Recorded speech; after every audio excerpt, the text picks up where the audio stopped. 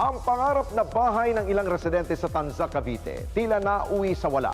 Dahil wala pang isang taon nang sila ay manirahan sa kanilang dream home, samut-sari ng aberya ang nagsulputan.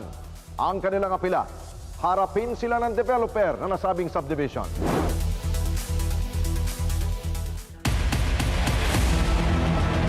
Ito ang mga larawang ipinadala sa responde mata ng mamamayan na nagpakilalang residente mula sa isang subdivision sa Tanza, Cavite. Dito inerereklamo niya at ng ilan pa niyang mga kapitbahay ang kanilang kaligtasan matapos makakita ng sira sa kanilang mga pader. Ang sumbong na karamihan sa kanila, ang paglitaw ng samut-saring bitak sa kanilang mga pader. Ilang buwan pa lamang ang nakakaraan nang ito ay ma-turn over sa kanila. Agad na nagtungong responde team sa Tanza sa lalawigan ng Cavite. Dito sa loob ng Mikara Estate nakatayo ang mga inerereklamong bahay. Agad kaming sinalubong ng residenteng si Christy at dito niya kinumpirma sa programa ang mga lumutang na problema na patuloy na nagpapainit ng kanyang dugo. Nung naghahanap po kami ng matitirhan, kasi galing po ako ng US. So dito po na-recommenda ng kapatid ko, may mga RFO na unit. So kaya dito po kami kapabili. Meron nga silang tinatawag na ocular inspection. Meron man akong nakita na ginawa naman nila. Ngayon, kapag halimbawa sa third ocular inspection mo, wala ka nang nakita, wala ka nang na pansin na mali o ano, kasi ocular lang naman yun eh. So, syempre, ano pang choice mo? Syempre, a-acceptin mo na yung unit. Nung nag-ocular ako dito, hindi nila kami dinadala dun sa likod. Kasi parang forest yung likod at saka hindi na ng Mikara yun eh. So, hindi ko nakita na hindi pala nila nilagyan ng waterproofing yung likod. Na supposed to be kasama yon. Dapat win-waterproof nila lahat yan. Itong buong black na to, walang waterproofing yung likod. Nung lumipat na ako, eto naman, may mga leak. Yan, dyan sa tapat mo, sir. Dyan. Kasi dyan ng CR eh. Merong mga dyan, tulo-tulo ng kasi yung ng tubig, water. Dahil yung kanilang orange pipe, yung plumbing, may mga diferensya din. Tapos, yung ibang tubig, halimbawa sa floor, nagtubig sa floor. Yung ibang tubig nun, napupunta dito kasi yun yung nandun sa request form ko sa repair na merong water leak sa nanggagaling sa second floor ba. Dito yung nagde-drain dyan sa crack na yan. Parang may waterfalls dyan. Alam ko ang bahay mine-maintain. Pero, wala pa lang tagalilipat ko lang nun, may maintain na ako. Sana man kung 5 years na ako dito, naka 10 years man lang ako. Wala eh. Tinugunan ng developer ang kanyang unang naging reklamo. Ngunit, matapos ang ilang pagkukumpuni, pabalik-balik pa rin ang bitak sa kanyang mga pader. 4 na buwan lamang mula nang ito ay ayusin. Since 2020, ginawa. Bumabalik, gawa na naman. 3 contractors nga po nila ang gumawa-gawa niyan. Di ginagawa yung taas. Di tapos yung taas, dito na sila sa baba. Hindi pa sila tapos dito sa baba, bumabalik na naman yung dun sa taas. Ang naging maganda lang na resulta nung August, yung huling-huling gawa nila dito, yung binutas nila yan, naging mabagal yung paglaki-laki niya ng crack. Pero sira pa rin siya, bumabalik pa rin siya at lumalaki pa rin siya.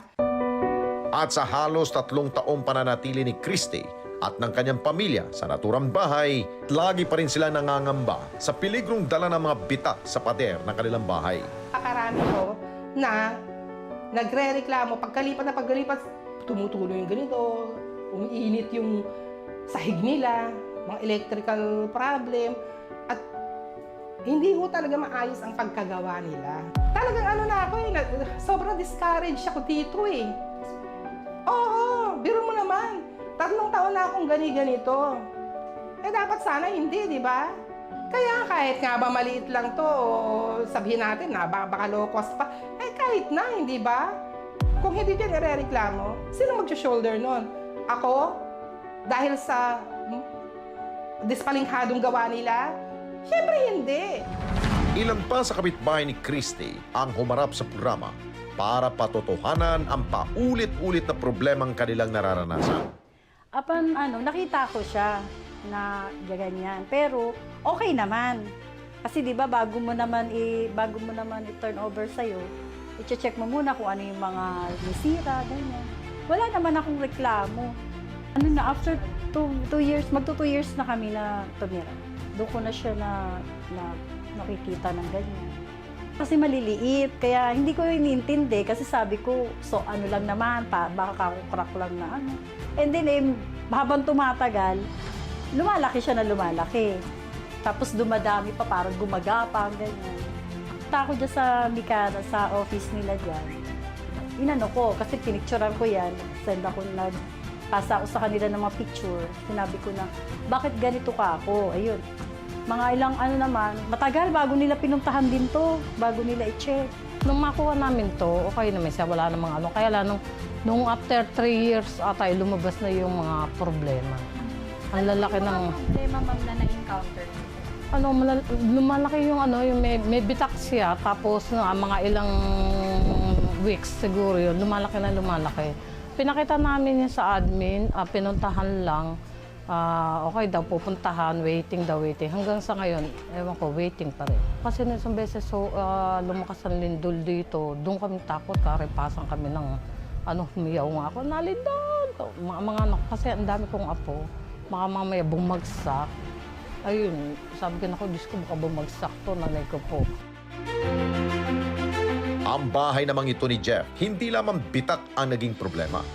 May pumunta dito, ang sabi is ayusin, titingnan niya daw kung ano yung mga sira and then ayusin kung ano yung mga dapat ayusin.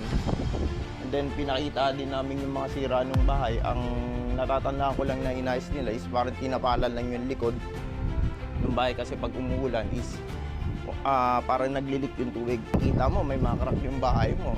Siyempre, talagang mag-aalala ka rin.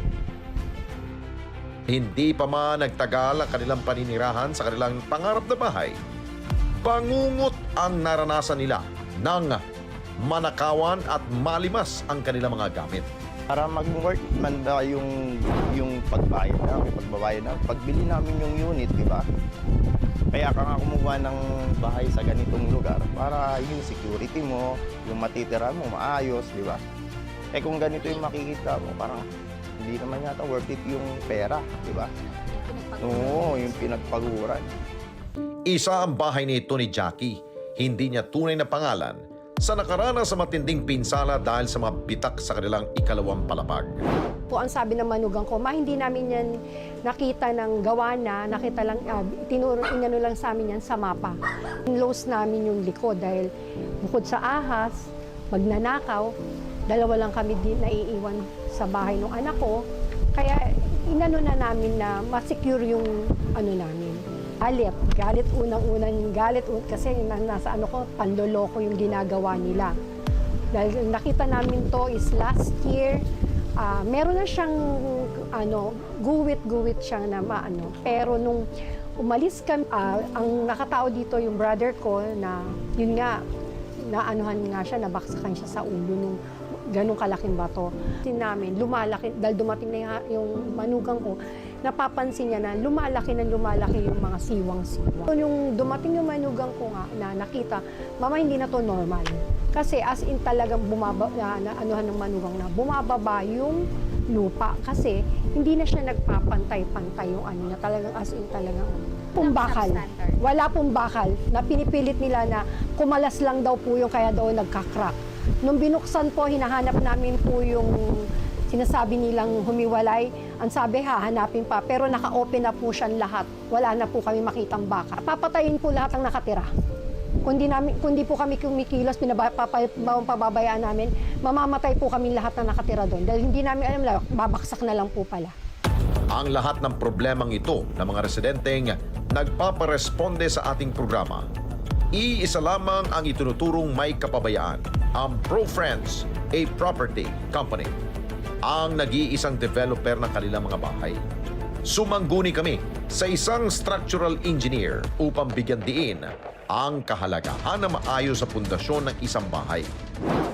Kung ang isang bahay ay napakasulit, yung mismong foundation, lalo na yung mga wall niya, kasi tinitingnan yung mga structural po niya kung hindi ba ay substandard o tama ba, naaayon ba siya mismo sa mga bakal na nakalagay po doon. Importante po talaga ng foundation, ma'am. So kailangan po ng matamper po siya ng maayos, tapos pagka magbubuhos po tayo ng flooring, dapat may gravel bed, yung tinatawag na base course po ng ano natin, tas susundin po talaga yung standard. Kasi karaniwan po sa mga nakikita natin, sa mga bahay-bahay lang po is ginagawa nila, diretso lang po sila hukay, tapos latag lang po sila diretso ng mga bakal, which is substandard po, hindi po pwede yun. Dagdag pa niya, kung maayos ang pagkakagawa ng isang bahay, lalo na ang pundasyon nito, ay matagal bago ito masira.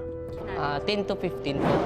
So meron mang mga kunting mga cracks dahil sa mga kagaya po ng mga diagonal, karaniwan po sa mga it can cause by mga termites. Tapos yung mga horizontal cracks or diagonal, yung ibang mga cracks sa wall, kagaya ng mga I-beam, nagkakaroon po yun dahil dun sa mga vibration po, dahil sa mga traffic, kagaya ng malapit po sa mga karaniwan po sa mga kalsada po. Matapos makumpirma ang mga reklamong ito, agad naming tinungo ang opisina ng developer ng Mikara Estates na ProFriends sa Mandaluyong City. Hindi sila nagpaunlak ng anumang panayam, bagkus isang pahayag ang kanilang ibinahagi sa programa. Dito sinagot nila ang mga akusasyon at reklamong natanggap nila mula lamang kay Christy. Batay sa kanilang official statement, patuloy ang komunikasyon nila sa mga homeowners sa nasabing subdivision, lalo na kay Christy. Inaksyonan na umano nila ito at paglilinaw nila na ang mga reklamo ni Christy ay lumabas lamang matapos nitong magsagawa ng improvement o pagsasaayos sa unit nito. Dagdag pa nila, nakarating din umano ang reklamo ni Christy sa kanilang tanggapan na lagpas na sa warranty period na kanilang inilaan. Matapos itong maayos, nagpalabas sila ng certification para sa structural integrity ng mga bahay at ipinasa ito sa DSUD at maging sa Tanza LGU. Binigyan din nila na ang kanilang mga pabahay ay dekalidad at ligtas. At sa mahigit 20 taon nila sa industriya, ay nasa mahigit 60,000 na ang kanilang nagawa. Humingi ang programa ng ilang mga dokumento at maging mga larawan na maaring sumuporta sa ipinasang salaysay ng kanilang kumpanya. Ngunit ayon sa kanila ay kinakailangan pa nilang humingi ng clearance para rito. Sa kabilang banda, nakipag-ugnayan din kami sa Municipal Engineers Office ng Tanza para linawin ang mga impormasyong ibinigay ng ProFriends. At isang pahayag din na agad nilang ipinadala sa responde. Batay sa kanilang official statement, nasagot na ang ilan sa mga reklamo ni Christy at ang kopya nito ay naipasa na nila sa DSUD na ayon sa kanila ang tamang otoridad para sa ganitong mga reklamo. Ilang mediation na rin ang kanilang sinubukan sa pagitan ng dalawang panig, ngunit hanggang sa ngayon ay wala pang naisa sa pinal na desisyon. Binigyan din nila na patuloy ang kanilang komunikasyon sa Mikara Tanza Estate at humiling ng pruweba para mapatunayan ang kanilang pahayag ukol sa katatagan ng unit ni Christy. Pero taliwas sa pahayag ng ProFriends, hanggang ngayon ay nag-aantay pa rin ang Municipal Engineers Office ng certification mula sa structural engineer ng kumpanya. At dahil dito, hindi sila makakapaglalabas ng anumang premature declaration hanggat hindi na isasagawa ang rekomendasyon nilang structural integrity test, geotechnical soil investigation at iba pang confirmatory test. Ito ang malaking balakid para umusad ang reklamo nila Christy. Para mas malinawan, humingi rin kami ng panayam sa DSUD o Department of Human Settlement and Urban Development Region 4 ukol sa pahayag ng ProFriends at Tanza LGU. Ngunit ayon sa kanila, hindi muna sila magbibigay ng anumang pahayag habang nagpapatuloy ang conciliation o pagkakasundo ng dalawang panig. Sa panig naman ng mga homeowners, wala pang komunikasyon na nagaganap sa kanila at sa developer at maging ang kontraktor na itunuturo sa kanila ay panay ang iwas sa kanila. Kaya nagkakanda high blood ako pag pumupunta ako doon kasi ang hirap po nilang kausapin. At yung mga engineer, hindi nyo humakausap. Eh, nahanap namin yung ano, laging wala daw. May pinuntahan, may ano, ganun. Usap kami ni Engineer June ng July. As of now, hanggang ngayon po humingi ako sa kanya ng appointment para makipag-usap. Hindi po siya nakikipag-usap. Dahil parating sinasabi ng assistant niya, nasa main office daw. Pangarap ng bawat pamilya ang magkaroon ng sariling bahay. Bahay na maayos, matatag at ligtas sa anumang peligro. Ngunit kung ang bahay nito sakit pala sa ulo, nararapat lamang na huwag manahimik at kalampagin ang nasa likod ng perwisyong ito. Dahil may karapatan ka sa bagay na iyong pinagpakurang maipundar. Mga kababayan, salamat po sa inyo pong pagsubaybay sa Responde Mata ng Mamamayan. Para mapanood pa ang iba pa naming pagresponde sa ating mga kababayan, i-click lamang ang subscribe button at i-follow lamang ang Net25 social media pages at Net25 TV.